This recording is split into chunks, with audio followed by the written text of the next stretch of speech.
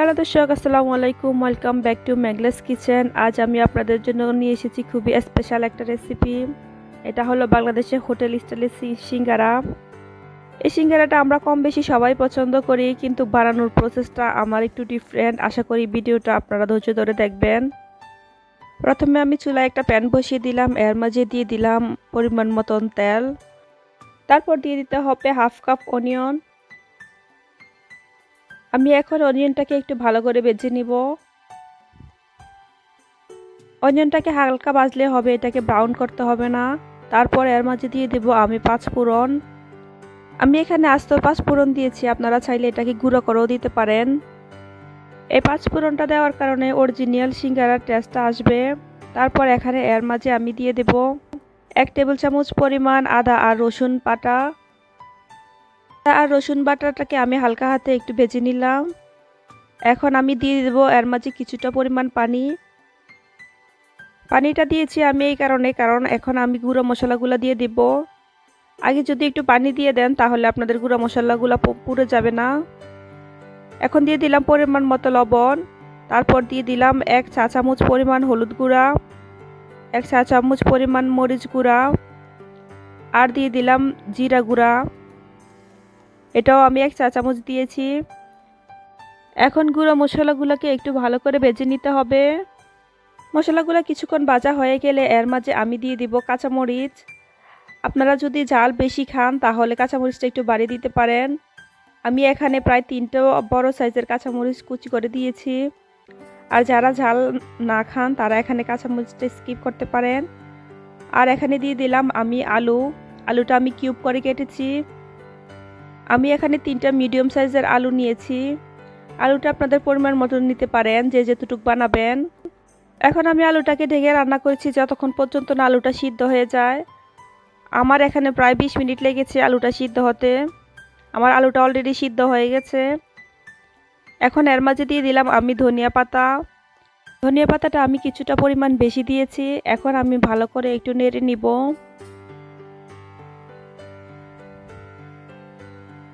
ধনিয়া পাতাটা কিছুটা মিশে আসলে এখন আমরা আলুটাকে ভেঙে দিতে হবে। এখানে মোটামুটি হাফ আলু আমরা ভেঙে ফেলবো, আর হাফ আলু আস্ত থাকবে। আলুটা ভাঙার জন্য এখানে আমি একটা ম্যাশ পটেটো নিয়েছি। এটা দিয়ে আমি একটু হালকা চেপে চেপে আলুটাকে ভেঙে নিব। সম্পূর্ণ আলুটা আপনারা একসাথে ভাঙতে যাবেন না, না হলে আপনাদের আলুগুলো বেশি ভেঙে যাবে।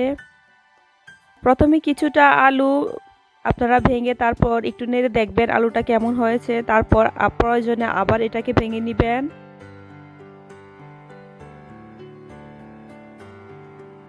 আমার এখানে আলুটা অলরেডি হয়ে গেছে। এখন এই আলুটা সিঙ্গারা বানানোর জন্য রেডি। আশা করি আপনারা দেখে বুঝতে পারছেন আমার আলুর ভাঙাটা কেমন হয়েছে। এখানে আমি হাফ আলু ভেঙেছি। এখন আমরা সিঙ্গারার জন্য ডোটা বানিয়ে নেব। তার জন্য এখানে আমি দিয়ে দিলাম 2.5 কাপ পরিমাণ ময়দা, আর দিয়ে দিলাম পরিমাণ মতো লবণ। আর এখানে দিয়েছি আমি কালি জিরাটা অবশ্যই দিবেন, তখন আপনাদের সিঙ্গারাটার মাঝে অনেক দারুণ একটা ফ্লেভার আসবে।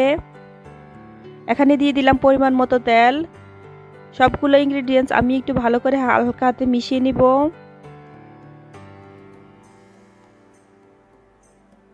আপনারা অবশ্যই ট্রাই করবেন তেলটা যাতে সম্পূর্ণ ময়দার মাঝে মিক্স হয়ে যায়। এখন আমি অল্প অল্প করে পানি দিয়ে ডোটা বানিয়ে নেব। সম্পূর্ণটা পানি আপনারা একসাথে দিতে যাবেন না, তখন আপনাদের ময়দাটা নরম হয়ে যাবে। পানিটা অল্প অল্প করে দিয়েই ডোটা বানাতে হবে। এখানে আমি 1 কাপ পরিমাণ পানি নিয়েছি। তার মাঝে আমার কিছুটা পানি রয়ে গেছে, আপনারা অবশ্যই দেখে বুঝতে পারছেন কেমন হয়েছে। আমার ডোটা অলরেডি রেডি হয়ে গেছে। ডোটা অনেক বেশি নরম হবে না, একটু হালকা শক্ত থাকবে। এখন আমি একটা প্লাস্টিক দিয়ে এটাকে ঢেকে কিছুক্ষণ রেখে দিব। এখন আমরা সিঙ্গারাটা বানাবো। তার জন্য আমি যে ময়দা ডোটা করেছিলাম এটাকে আমি ছোট ছোট টুকরো করে নিব। আপনারা যে সাইজের সিঙ্গারাটা বানাবেন আপনারা অবশ্যই ওই সাইজ করেই টুকরো করে নেবেন। এখন আমি ময়দা ডোর থেকে একটা পিস নিয়ে এটাকে একটু লম্বালম্বি সাইজ করে বেলে নিচ্ছি। সিঙ্গারা বানানোর জন্য অবশ্যই লম্বা লম্বি সাইজ করে বেলতে হবে, তে অনেকটা ওভাল শেপ হবে। তারপর আমি এখানে মাঝখান থেকে কেটে নিচ্ছি। আমি রুটিটার মাঝে কিছুটা পানি দিয়ে দিলাম। আপনারা অবশ্য দেখেই বুঝতে পারছেন আমি কিভাবে বানাচ্ছি। আপনারা চাইলে এখানে ডিম ভেঙেও ইউজ করতে পারেন। এখন আমি সিঙ্গারাটা বানিয়ে নেব, তার জন্য আমি কিছুটা ম্যাশ করা পটেটো এর মাঝে দিয়ে দিচ্ছি। আলুগুলো আপনারা চেপে চেপে দিবেন। সিঙ্গারার মাঝে একটু বেশি আলু হলে খেতে বেশি মজা লাগে। এটা দেওয়া হয়ে গেলে আমি সাইডেও কিছুটা পানি লাগিয়ে নিচ্ছি। তারপর এটাকে দুই সাইড থেকে বন্ধ করে দিচ্ছি। আপনারা অবশ্যই দেখেই বুঝতে পারছেন আমি কিভাবে বানাচ্ছি। আমার অলরেডি একটা সিঙ্গারা বানানো হয়ে গেছে, আমি আপনাদেরকে আরেকটা সিঙ্গারা বানিয়ে দেখাচ্ছি। এখন এর মাঝে আমি আর একটু পানি দিয়ে অনেকটা পকেট আকারের একটা শেপ করে দিলাম। পকেট আকারের শেপ করে আপনারা হাতের মাঝে নিয়ে এর মাঝে আলুটা দিয়ে দিতে হবে। আলুটা দেওয়া হয়ে গেলে আমি এখন সাইডে কিছুটা পানি লাগিয়ে নিব। আপনারা চাইলে অবশ্যই ডিম ভেঙেও দিতে পারেন, তবে আমি পানি লাগিয়ে নিচ্ছি।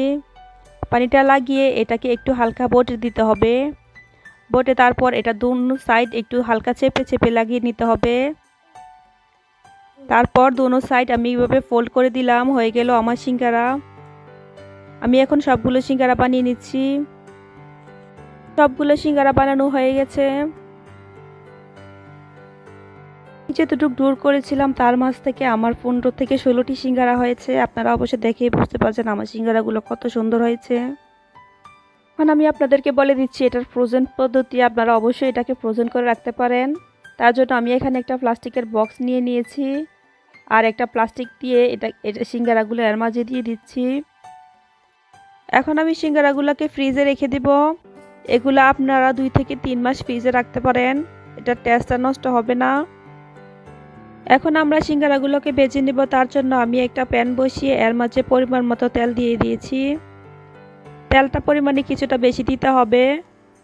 সিঙ্গারাগুলো আমরা একটু ডুবো তেলে ভাজবো। তেলটা অবশ্যই ঠান্ডা থাকতে থাকতে আপনারা সিঙ্গারাগুলো দিয়ে দিবেন। সিঙ্গারা ঠান্ডা তেলেই ভাজতে হয়। চুলার আঁচটা অবশ্যই মিডিয়াম করে রাখবেন, না হলে সিঙ্গারাগুলো মচমচা হবে না। আমার সিঙ্গারাগুলো মোটামুটি ভাজা হয়ে গেছে। আমার এখানে প্রায় 20 মিনিট টাইম লেগেছে এগুলো ভাজতে। এখন আমি এগুলাকে একটা একটা করে উঠিয়ে নিব। আমি এখানে আপনাদেরকে উঠিয়ে দেখাচ্ছি। সিঙ্গারার কালারগুলো একদম ইয়ামি এসেছে। সিঙ্গারাগুলোকে অবশ্যই মিডিয়াম আঁচে ভাজবেন, তখন সিঙ্গারাগুলো একদম মুচমুচে থাকবে। আমি এখানে সবগুলো সিঙ্গারা উঠিয়ে নিয়েছি। দেখেই বুঝতে পারছেন আমার সিঙ্গারাগুলো কতটা পারফেক্ট হয়েছে। ভিডিওটি ভালো লাগলে অবশ্যই একটা লাইক দিবেন, আর আমার চ্যানেলে নতুন এসে থাকলে প্লিজ আমার চ্যানেলটাকে সাবস্ক্রাইব করবেন। কথা হবে অন্য কোনো নতুন ভিডিওতে। থ্যাংক ইউ সবাইকে।